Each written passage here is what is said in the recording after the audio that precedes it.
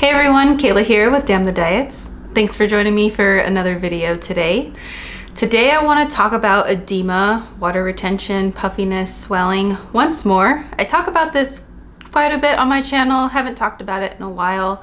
And I wanted to bring it up to clear up a couple things just from my point of view, because I know that there's been some confusion for some people coming up. Just a disclaimer. Obviously, I'm not a doctor. I am a holistic nutritionist, if that means anything. So do what you will with this. With this information, this has just been from my experience and the people that I work with one-on-one or in my courses to recover from restrictive dieting, control around food, disordered eating, eating disorders, and all of that stuff. So there are some people and some sources out there that are saying that edema, water retention, puffiness, swelling, should only last for a couple weeks or 3 weeks, and that's it. And if it lasts for any more amount of time, then there's something wrong and it's not recovery and it's not healing, and so you need to cut carbs or something to get it under control. First off,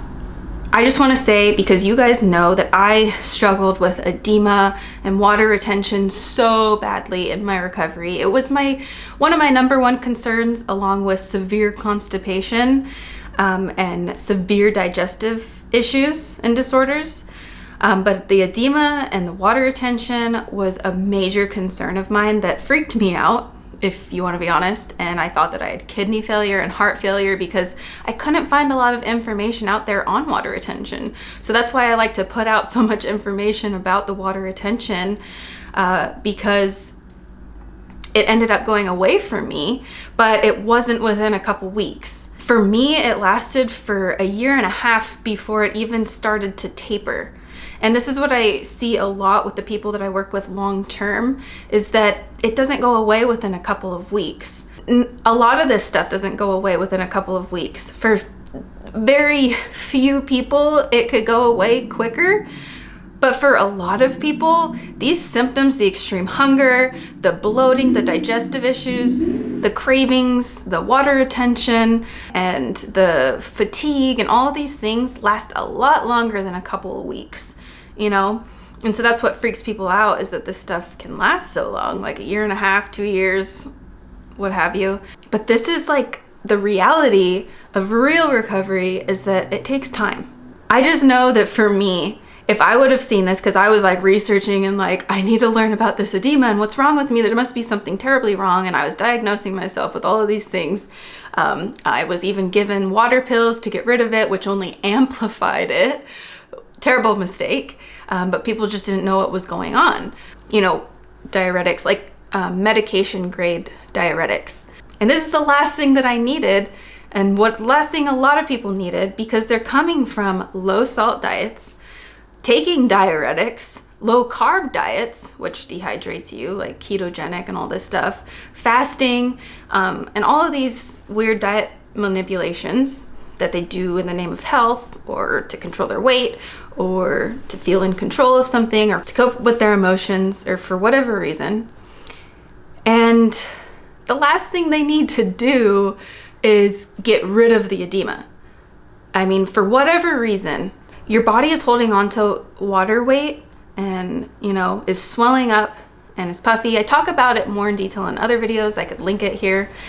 But briefly, the last thing that the body wants is for you to get rid of the water and to get rid of the salt. Start cutting salt here and start taking diuretics there and start sweating more to get rid of it here, and start cutting your carbs there. Intermittent fasting. No, that's the last thing that you want to do in your recovery if you want to get out of this cycle in the long term. So I just want to say, if I would have heard this advice when I was in pain from my edema, because it was very painful for me, in my knees, in my ankles, in my fingers, in my face, in my stomach, everywhere. It was really painful. Couldn't even stand on it without it feeling so painful and achy and swollen and tight. Felt like I was gonna pop. And And I was always like face checking and checking the mirror to see if had gone away yet, if I recognized myself again. And so if I would have seen this, like, oh no, it should only last for 2 to 3 weeks, and if not, then there's something wrong. I was already thinking that because there wasn't any information. And so if I would have seen that, it would have completely triggered me. And I don't think I would have recovered if I would have taken this advice to start cutting carbs, because that's all I was craving was carbs and sugar and processed forms for that. I don't think I would have recovered if I would have taken this advice. So if anything, this is kind of just to encourage you to stay on the path you've been doing. If you're starting to question things and you're like 7 months in or 10 months in and a year in and it's not easing, this stuff takes a long time typically. And you know, it kept freaking me out because I couldn't find anything on it, and I felt like I needed to get things under control, you know, because it wasn't healthy. This could not be healthy. I needed to get it under control quicker than my body wanted to let go of it. You know, I was holding on for it for a reason, maybe because I restricted it for so long. It was deprived not only of energy, but also of hydration and salts, you know, for electrolyte balance and adrenal function and all kinds of things that it's good for, even digestion. And so the same thing that it does with the energy, it holds on and it conserves it because it doesn't know if it's going to be starved of it again in the future. So if we've come from deprivation of salts in any way, even salts and hydration, and they go hand in hand, then your body wants to hold on to water and salt because it doesn't know if it's going to be deprived of that again in the future. And until it trusts that it won't be deprived in the future, it won't trust enough to want to let go of what its lifeline, and that's its lifeline. If I would have heard this again, like, I wouldn't have entered into full recovery, and I wouldn't have endured the process as long as it needed to take in order for my body to recover in the length and time that it needed to. This edema, and I know that an edema in general is not limited to only, you know, from restriction. There are other causes, but we're talking about recovering from dieting, long-term chronic dieting, yo-yo dieting, low-salt dieting, fasting, juicing, cleansing, low-carb diets, ketogenic, Atkins, a lot of these diets that just put you in an energy deficit and put you in deprivation of any kind. So this edema, this water retention, the puffiness, the swelling, it's unique in your recovery. So when you're going through it from a past of this, it's unique to you what's happening compared to someone that maybe has some chronic health issue, you know, and they have edema. Like, this is unique.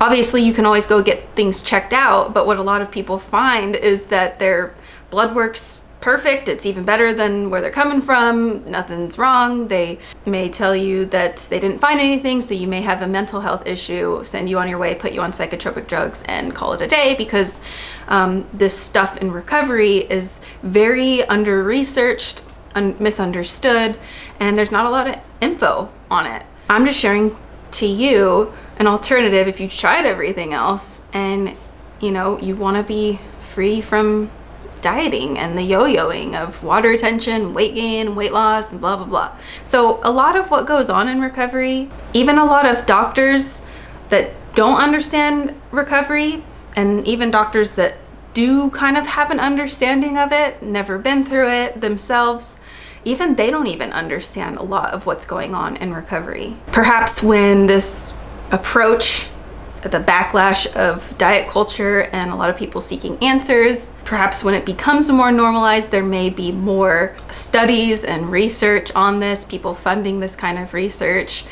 It's really like where you get scientific studies is where the money is at a lot of times. So, and this isn't normalized. This is very opposite and radical to what we've been brought up in and learned about. So there's not a lot of research yet on it, but there is a thing where people go through a lot of the same symptoms in their recovery. It's like a step-by-step process where a lot of people go through the same things of like fatigue, water retention, digestive issues, extreme hunger, hot flashes, and they don't know why this stuff happens but it does, and it's very common. Even to get sick all the time. You may feel like you're sick 24/7 throughout the whole first or second winter of your recovery. So hopefully this happens in the future so that the people who need science and have based their whole studies on science, which was me, like all I did was research and science and wanted to understand every bit of everything about nutrition and health and this and that. So hopefully that it comes out. So for those people that need the science to take action in their life, that they can see it. But blessed are those who believe without seeing. So if you're doing it, then props to you. Again, this is just my experience and a lot of what I see with the majority of the people that I work with. Do your will, listen to your body, and start to listen to the internal rather than the external. So a lot of you guys do like the testimonials, and I love sharing the testimonials, and I was honored enough to convince Maria to allow me to show some of these photos for you. So you don't hear it just from me, but you hear it from other people that have gone through recovery, that aren't on YouTube sharing about it, that have also gone through the process, and it wasn't as quick. It's not a quick fix, but it does happen, and it happens so subtly that you don't even notice it. So Maria sent over some photos, and I kind of wanted to give you the backstory of her, because she was starting to feel like recovery wasn't working for her, and it wasn't until she looked back and reflected on some photos that she took in the beginning of her recovery that she was like, oh wow, like this is working. I just didn't even notice it, because those changes can be so subtle that you don't even realize it. And that was the same experience for me. So let me pull this up really quick. So really quickly, let me just read what she had initially wrote. She would found my YouTube, went in my Find Your Balance course. In March last year, she was 8 months into recovery, and she suffered for years with symptoms of starvation. But she was never considered underweight. Sound familiar? Therefore, my doctor had me on an extreme elimination diet, several different medications, told me I would likely struggle to have children, hypothalamic amenorrhea misdiagnosed, and left me feeling hopeless. I found your YouTube videos and started my recovery shortly after. Although I'm still healing, most of the horrible starvation symptoms subsided within a few months of being in recovery. Signed up for your course to keep me on track towards healing, and it's worth every penny. I already thanked her for that. So she wrote in later, because I begged her to come on the channel, but some people are more private, and I totally respect that. So I was lucky enough to be able to show these with you. I wish I would have seen more of this. So she wrote back in January this year. So if it was 8 months in March, so 18 months into recovery, because it was the end of January or so, I think. Correct me if I'm wrong, Maria. She wrote in again, and she's like, I just thought I should share these pictures with you, and thank you again. I was having a how come recovery isn't working for me type of day. So I took some now and then pictures. So much progress has been made. Thank you for spreading your message. The before pictures are from about a year ago when I was 6 months into recovery. I'm now a year and a half in. So these are the before and after photos. You can see that, first of all, the swelling in her ankles has significantly subsided. My ankles looked just like her before ankles in the first, year of my recovery. And that's how my ankles look now. The swelling is gone. So the breakouts as well. I've talked about this in another video on acne and recovery, and I broke out so bad in the beginning of my recovery from head to toe, rashes, breakouts, underground painful pimples, and I started to blame it on the food. I was like, oh, it must be the gluten, it has to be the sugar, it has to be the processed foods, it has to be the dairy, and I would try to cut them again, and oh my gosh, that just made everything worse. And for the most part, besides around my period and stuff, and if I eat like whole grains, makes me break out. But for the most part, my skin has been better than it ever has been, out of all the restrictiveness and the restrictive diets and elimination diets. The top, you can see some, I think these are spider veins. or the coloring in your skin.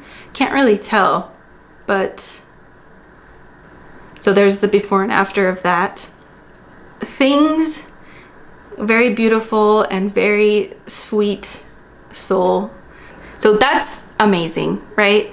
If anything, I hope that that gives you hope. So it's not just me saying it again. You know, it took time for Maria, it took time for me. It takes a long time for a lot of other people that don't really share these things on YouTube, even though there's a lot of people going through recovery and going through the same symptoms that you're going through. So just know that you're not alone and that you're on the right path to true health and healing. So I hope that this helps you, just to encourage you to keep going and don't lose hope. And just, again, always listen to your body. When in doubt, listen to your body. You know, your body is the best guide. And remember that your body is not the disordered eating or the conditioned thoughts from diet culture and conditioning and trauma and, you know, control and all those things. Your body is different. So listen to your body, the subtle guide that's trying to fight for your survival. Don't underestimate the voice of your body. I hope that this video has helped you in some way. And big thanks to Maria for letting me share her story with you guys. I love hearing the testimonials. There are a lot more testimonials that I should read more. You guys have asked for that because it's so encouraging. So maybe I'll do a whole video on that in the future. Let me know if you'd like that in the comments below. I hope that your recovery is going good. I know that recovery is not the funnest thing or comfortable or whatever, but a lot of change is happening and you're gonna come out a completely new person with a completely new life. And it's gonna be better than ever before.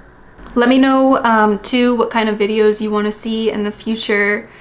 I'm here to serve you, to help encourage you on this journey. I wouldn't be doing this if I didn't believe in it 100%, and I didn't get through it myself. It's the whole reason I'm doing this, because I never thought that there was a way out. So just let me know how I can serve you better in the future.